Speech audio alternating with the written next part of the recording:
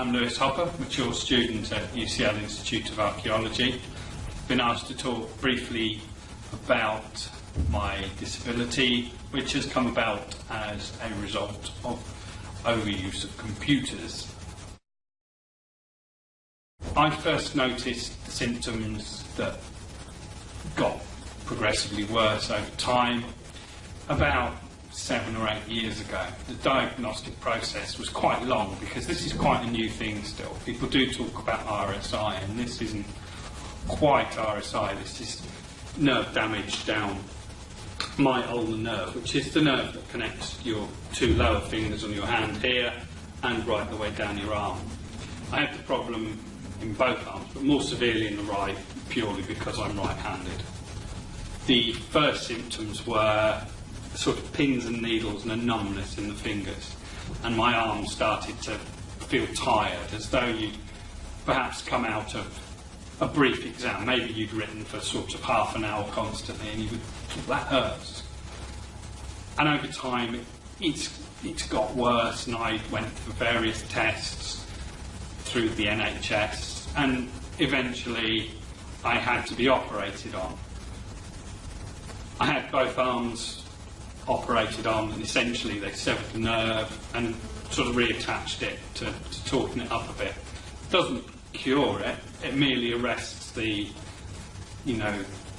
decay of the nerve itself as a net result of this, and not really doing anything about it quickly enough. And perhaps the hospital system, again, this is quite a new area really, because we've only obviously had computers for the last 20 years or so in general circulation.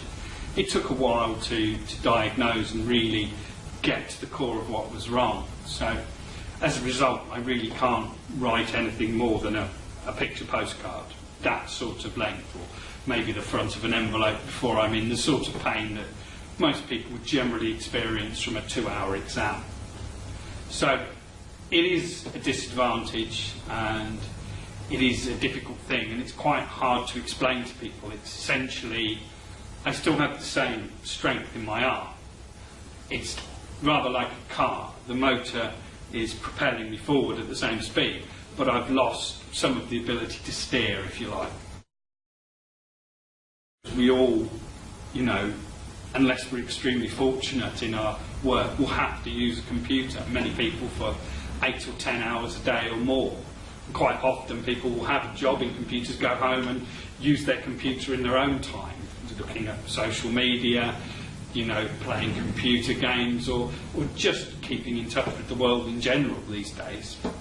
So it is, ongoing concern. And I think there ought to be more made of this, and more people made aware of the danger. If you are getting the symptoms, if your fingers are tingling, if you feel that you're shaking your hand like that to make it better again, then it's time to start taking breaks, regular breaks. And I don't just mean making a cup of tea. Go and do something else. Look at the position that you're sat in. There are some really good things that you can get in the office, adaptions and so on, to make sure that you have your posture right, to make sure that you take breaks, and just be sensible. You've only got one set of arms, and at the moment there isn't a magic wand to put this straight.